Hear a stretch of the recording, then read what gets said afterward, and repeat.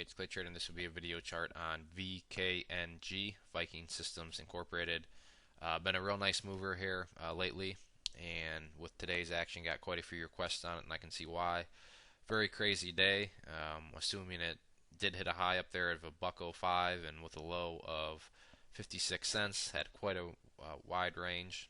So I want to go over the chart and just kind of map things out from a technical analysis standpoint. So looking at the chart and just glancing at the previous volume, it finally woke up pretty much mid-October, and then things really started to get a little bit more consistent right around late October, early November, and then it's had some real nice moves with consolidation followed by bigger moves. So it's been acting like a nice little uptrending chart, and if I extend that out more, you can see what I mean. Pretty much the stocks not had anything going on for a long time until just recently when things have picked up pace. So just real quick for kind of a charting lesson, if anything, this is just a great example of a chart making a good move like we had here, and then you can see had some nice consolidation action, broke out, and then once again went through a nice little 2-day period of consolidation and then broke out once again. So that's what you want to see here, and the reason I point those out, besides a quick little education, is hopefully that's what we're going to see here now. With this sort of candle, it's suggesting that the price may need to pull back a little bit. So in order to figure out kind of where this pullback area may be, what I'm going to use is some Fibonacci retracements. And for my bottom, I'm going to use just basically down here where the stock was essentially just not doing anything. And then for my top, I'm just going to use the high that we had up here.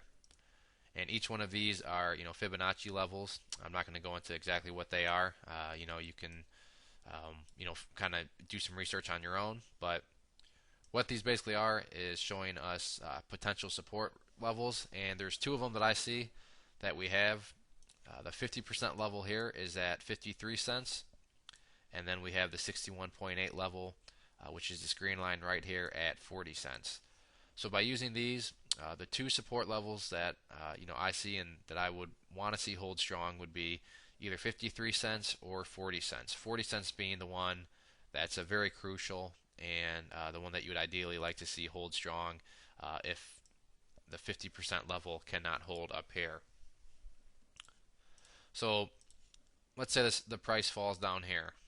Does that mean you should panic? Well, once again, it all depends on your strategy. If you're a day trader and you bought up here, then I would hope that you're still not holding when the price goes down here. But if you're in this for a longer term hold, then basically all you want to see is this level hold strong. So if the price comes down here and starts to bounce around, that's fine. Once again, looking at these two previous periods, sure the price pulled back here, sure it went sideways a little bit, but that proved to be healthy. Once again here, had a green day, then a red one, and then had another sideways day, proved to be healthy. And that's all we're looking for right now if you're playing this for a longer term pattern, is what's going to prove to be healthy. Obviously, if the price comes and just crashes back down here, that's not healthy. The chart's over with, plays done.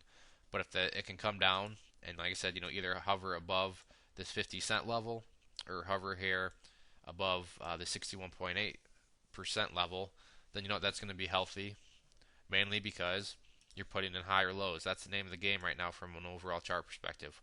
We had a low there, had a low there, had another low, and now the question is, where's this new low going to be? And assuming it can be somewhat above the previous one, then you still have the overall uptrend intact. The other thing to watch for and keep an eye on is the volume down here. If you do have another down day, you want it to be as low as possible volume. A day like that would be absolutely perfect. What you don't want to see is a big red candle and then have another volume bar like you had today. That would just suggest that there's all sorts of selling going on, and that all the selling, the buyers can't sustain it, and that's why the price is falling. But with any sort of sideways action or pullback action, really what you want to see is just a simple decrease in volume. You don't want to see anything dramatic. Now let's say it decides to head back up again and start breaking through the resistance levels. Well, then in that case, that's where you'd want to see a volume bar like that, or a volume bar like this one, except it would be a green one.